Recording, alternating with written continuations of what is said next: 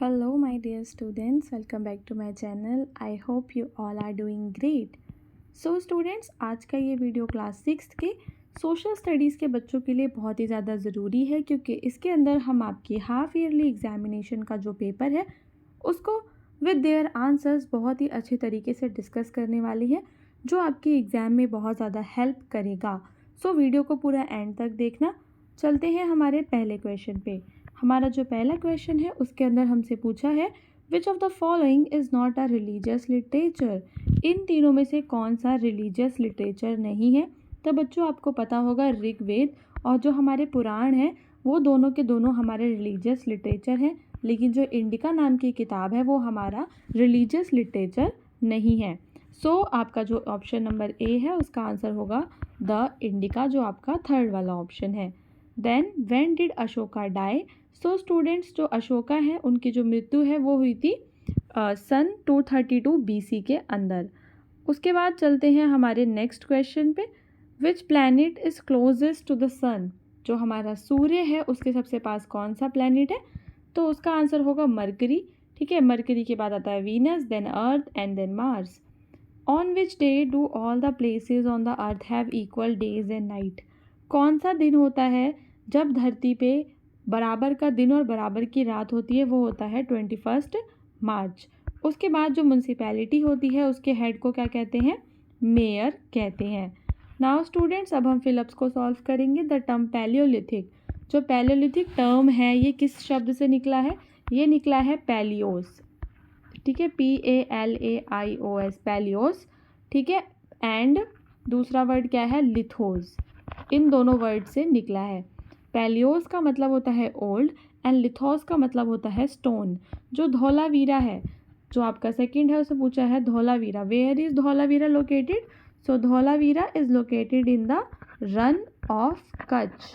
Run of Kutch में Dholavira located है। जो हमारी अर्थ है उसका जो ब्राइटेस्ट स्टार है, यहाँ पे हमसे उसका नाम पूछा गया है। सो हमारी अर्थ का जो ब्राइटेस्ट स्टार है उसका नाम है साइरियस। ठीक है, साइरस, ये उसकी स्पेलिंग है। ठीक है, और ये एक कॉन्स्टलेशन है जिसके अंदर है उस कॉन्स्टलेशन का नाम क्या है, कैनिस मेजर। इस कॉन्स्टलेशन के अंदर है ये, और इसको डॉग स्टार भी कहते हैं। सो ब्राइटेस्ट स्टार जो है नॉर्थ में उसको डॉग स्टार भी कहते हैं और साइरस कहते हैं। उसके बाद जो स्टीरियोटाइप्स होते हैं उनकी वजह से क्या आता है, डिस्क्रिमिनेशन फैलता है। सो जो आपका डी वाला है उसमें क्या आएगा, discrimination, discrimination. Okay students. Then हुंगसी, जो हुंगसी है वो कहाँ लोकेटेड है, हुंगसी इज़ लोकेटेड इन आपका उत्तराखंड। हुंगसी जो है वो लोकेटेड है कहाँ पे, उत्तराखंड के अंदर। उसके बाद हम करेंगे ट्रू फॉल्स को solve. The neolithic people made hand axes with wooden handles. जो न्योलिथिक पीपल थे क्या वो हैंड एक्सेस को बनाते थे with wooden handles. So students, पहला वाला आपका ट्रू है। जो मैप है क्या वो स्मॉल मॉडल होता है, फॉल्स, ग्लोब होता है small model of the earth. Then C वाला, diversity adds colours to our life, is it true. Yes, जब भी विविधता होगी वो लाइफ को रंगों से भर देती है। क्या हिंदू मॉस्क में प्रेयर करने जाते हैं, नहीं बच्चों, ये फॉल्स है। India is only nation with wide religious diversity, ये आपका ट्रू होगा। जो केरला के लोग हैं क्या वो वूल को कलेक्ट करते हैं टू कीप देमसेल्फ वार्म, तो ये भी फॉल्स हो जाएगा। इसके बाद हम डिस्कस करेंगे हमारे आंसर्स को। जो हमारा पहला क्वेश्चन है उसमें हमसे पूछा है what is history. So students, मैं सारे आंसर्स को डिक्टेट करूँगी। ठीक है, आपको सारे आंसर्स को क्या करना है, अपनी नोटबुक में नोट कर लेना है। तो हिस्ट्री क्या होता है, history is the study of past events, societies and culture. जब भी हम पास्ट के इवेंट्स को स्टडी करते हैं तो वो होता है हिस्ट्री। जो गुफक्राल है वो कहाँ लोकेटेड है, तो ये लोकेटेड है Anantnag district of JNK, Jammu and Kashmir के अनंतनाग डिस्ट्रिक्ट में ये लोकेटेड है। What is Galaxy. ठीक है, तो गैलेक्सी क्या है बच्चों, गैलेक्सी एक वास्ट सिस्टम है। Galaxy is a vast system of gas, dust and dark matter bound together by gravity. Galaxy के अंदर ये सारी चीज़ें ग्रेविटी की वजह से आसपास बंधी होती हैं। देन आपको 3 कॉन्स्टलेशंस, जो आपका क्वेश्चन नंबर डी है उसमें आपसे पूछा है what is the prime meridian. तो आपको पता होगा कि जो प्राइम मेरिडियन है वो है 0 डिग्री लॉन्गिट्यूड। जो हमारा 0 डिग्री लॉन्गिट्यूड है उसको हम प्राइम मेरिडियन भी कहते हैं, ठीक है। It is the starting point for measuring distance. अगर हमें ईस्ट से वेस्ट का डिस्टेंस जो है वो मेजर करना है, सो हम यहाँ से स्टार्ट करते हैं, ठीक है, अराउंड द अर्थ। देन आपको 3 कॉन्स्टलेशंस के नाम बताने हैं। सो जो हमारा पहला कॉन्स्टलेशन है उसका नाम है अर्सा मेजर, ठीक है। देन जो हमारा दूसरा कॉन्स्टलेशन है उसका नाम होगा अर्सा माइनर, और एक तीसरे का नाम क्या होगा, उसका नाम होगा ओरियन, ORION। सो इस तरीके से हमने 3 कॉन्स्टलेशंस के नाम लिख लिए। Then what is diversity. तो बच्चों डाइवर्सिटी क्या होता है, इससे आप क्या समझते हो। आपको पता होगा कि हमारे आसपास जो लोग हैं वो अलग अलग तरह की भाषा बोलते हैं, अलग अलग तरह का फूड खाते हैं, क्लोथिंग, रिलीजन उनका डिफरेंट है। सो ये सारी जो चीज़ें होती हैं इनको हम डाइवर्सिटी कहते हैं। इसको इंग्लिश में कैसे लिखना है मैं एक बार रिपीट कर देती हूँ, आप नोट डाउन कर लो।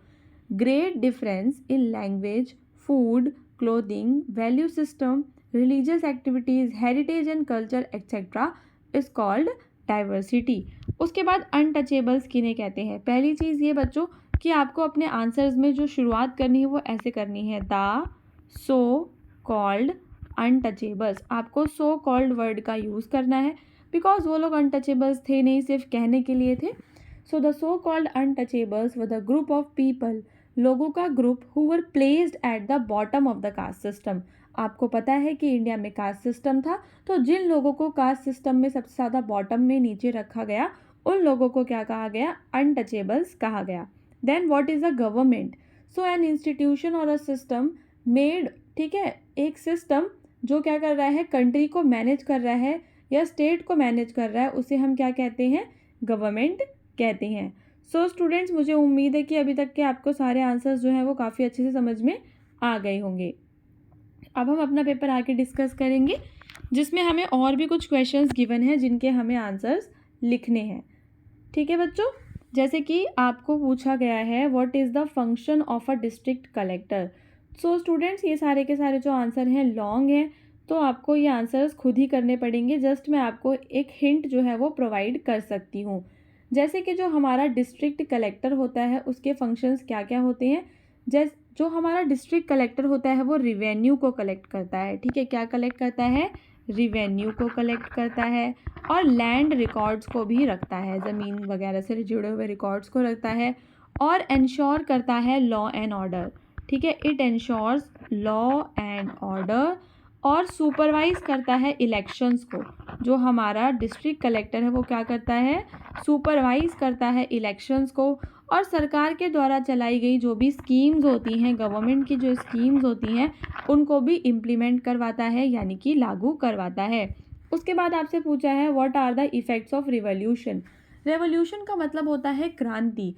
तो जब भी कहीं पे क्रांति आती है तो वहाँ पे कई सारे चेंजेस होते हैं, जैसे कि वहाँ पे गवर्नमेंट और जो पॉलिटिकल सिस्टम है वो चेंज हो जाता है, इकोनॉमिक शिफ्ट आ जाता है, और सोशल रिफॉर्म्स करने पड़ते हैं, और कोई ना कोई नई आइडियोलॉजी जो है वो उभर के सामने आती है।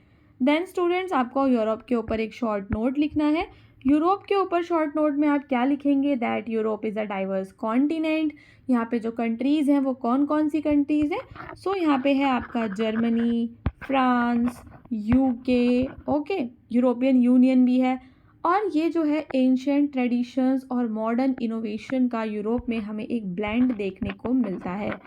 देन आपसे पूछा गया है जो अशोक का धम्मा है वो क्या है। सो स्टूडेंट्स जो अशोक का धम्म था वो एक मॉरल कोड है। मॉरल कोड का मतलब ये होता है कुछ ऐसे सेट ऑफ रूल्स, ऐसे प्रिंसिपल्स जिनका एम होता है क्रिएट करना एक जस्ट सोसाइटी।